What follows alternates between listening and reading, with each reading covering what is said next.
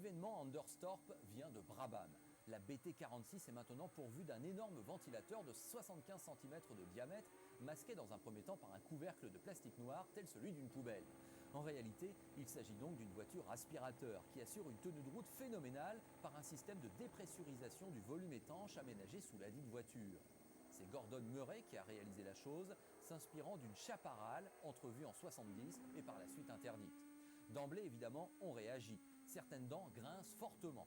En attendant, les essais commencent et l'on retrouve en caméra embarquée le probable futur champion du monde en action. Vous êtes avec Mario Andretti et sa superbe Lotus 79.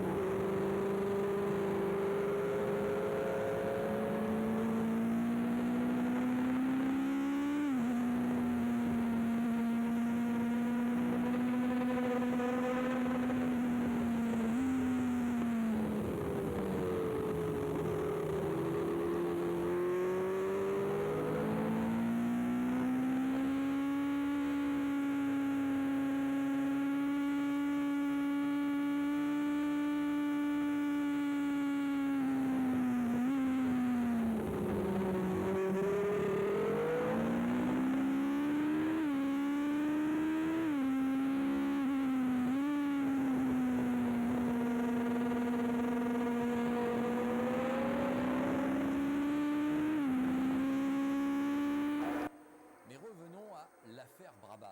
Dans le paddock, évidemment, on s'est exprimé. Colin Chapman et Teddy Mayer, le patron de McLaren, sont furieux. Avant le départ, une réclamation est même déposée contre Bernie Ecclestone et Brabham. On se déchire entre Anglais. Malgré tout, Andretti a signé la pole, mais les deux Brabham sont juste derrière et ont donc devancé Peterson, leur voiture étant de plus beaucoup plus lourde que celle de la concurrence. Patrese et Scheckter, eux, sont sur la troisième ligne. Dès le départ, deux hommes se détachent, Andretti et Lauda. Ils vont compter jusqu'à 50 secondes d'avance sur leurs poursuivants. Derrière, on trouve un excellent Patrese, puis Jones, Peterson, Rothman et Villeneuve, qui ne sont bientôt plus que les seuls à être dans le même tour que le tandem Andretti-Lauda. Pironi, lui, doit renoncer suite à un accrochage avec Vittorio Brambilla.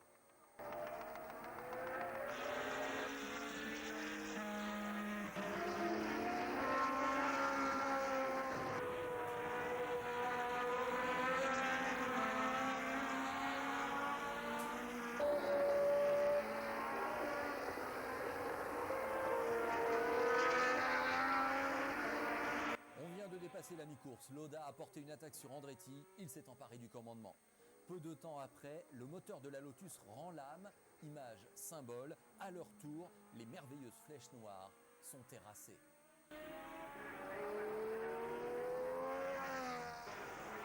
Lauda remporte ce Grand Prix de Suède, appelé à rester dans toutes les mémoires. Mais 6 jours plus tard, la Commission sportive internationale interdit le système aspirateur de la Brabham. Lauda conserve sa victoire, mais les adversaires de Lotus vont devoir trouver autre chose pour contester leur suprématie.